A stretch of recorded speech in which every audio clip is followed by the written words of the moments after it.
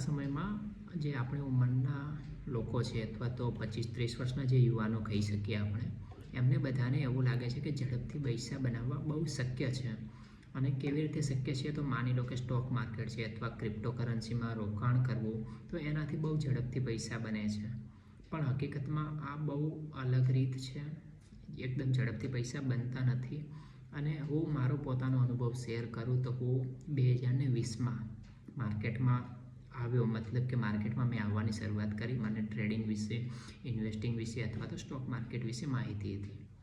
તો એ પણ હું ક્યારેક મને માહિતી મળી કે જ્યારે એ વખતે લોકડાઉનના સમયમાં સ્કેમ 1992 પિક્ચર આવ્યું હતું. અને એ પિક્ચર ઉપરથી લાગ્યું કે સ્ટોક માર્કેટ જેવું કશુંક છે. અને એ ટાઈમે ન્યૂઝમાં પણ બહુ બધું આવતું કે માર્કેટ આટલા ટકા ક્રેશ થઈ ગયું, આમ થઈ ગયું, તેમ થઈ ગયું. તો આપણને ઇન્ટરેસ્ટ જાગ્યો અને આપણે એપ્લિકેશન ખોલી અને એમાં થોડાક પૈસા નાખવાનું ચાલુ કર્યું. હવે આપણે શેર ખરીદી લીધા. 2-4 દિવસ પછી ફરીથી એમાં 2-5 રૂપિયા નફો મળતો હોય તો આપણે એવું બધું કરતા. એટલે હવે એક વખત માર્કેટમાં આપણે આવી ગયા તો પછી ધીમે ધીમે અંદર જાણવાની ઈચ્છા થાય. તો મેં શું કર્યું, યુટ્યુબમાં ચાલુ કર્યું. યુટ્યુબમાં જોવાનું ચાલુ કર્યું તો ત્યારે એક નવો શબ્દ સાંભળવા મળે, ઇન્ટ્રાડે ટ્રેડિંગ. અને જ્યારે આ શબ્દ સાંભળ્યો તો એના પછી હું જે પૈસા સ્ટોક ખરીદેલા હતા એ પૈસા લગભગ મેં રિલાયન્સનો શેર 800 રૂપિયા આસપાસ ખરીદ્યો હતો. એ ટાઈમે લગભગ 1.5-2 લાખ રૂપિયાના. તો એ બધા પૈસા મેં વિથડ્રોલ કર્યા અને મતલબ ઇન્ટ્રાડે ટ્રેડિંગ માટે મેં વાપરવાનું ચાલુ કર્યું. હવે આ પૈસા વાપરવાનું ચાલુ કર્યું તો એક દિવસ નફો પણ થાય, નુકસાન પણ થાય, આવું બધું થવા માંડ્યું. રિસ્ક પણ લેવા માંડ્યા. અને પછી અચાનક કોઈક મિત્રે મને કહ્યું કે એક નિફ્ટી અને બેંક નિફ્ટી આવે છે, એના ઓપ્શન આવે, એમાં માર્કેટ ઉપર જાય તો બી પૈસા મળે, નીચે જાય તો બી પુટ ખરીદી લો તો તમને પૈસા મળે. હવે એમાં પાછું કે આટલું બધું ઇન્વેસ્ટમેન્ટ પણ ના જોઈએ, એટલે આપણે પણ લાલચમાં આવી ગયા.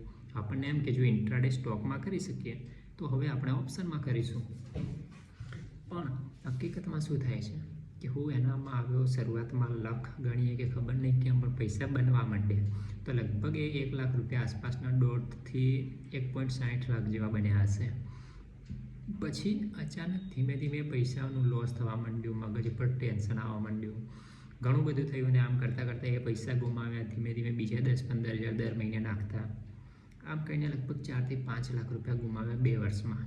એમાં શીખવા મળ્યું, પણ ગમે તેટલું શીખીએ છતાં પણ જો આપણે મન ઉપર કાબૂ ના રાખી શકીએ તો આમાં કશું મળતું નથી. પહેલી વાત તો આ છે. હવે એના પછી ઘણું બધું જાણવાની મેં કોશિશ કરી. માર્કેટ એકદમ છોડી દીધું સાઈડમાં, કારણ કે મારે નોકરી પણ ચાલુ હતી ગાંધીનગરમાં. તો નોકરીનું કરતાં સાંજે વિડીયો જોતો. પછી ખબર પડી ધીમે ધીમે કે કોમોડિટી માર્કેટ પણ આવે છે, જેમાં સોના ચાંદીનું તમે ટ્રેડ કરી શકો છો, ક્રૂડ ઓઇલ છે, આવું બધું તમે એને બધું કોમોડિટી માર્કેટ કહે છે. અને એ રાત્રે 11 વાગ્યા સુધી ખુલ્લું હોય છે.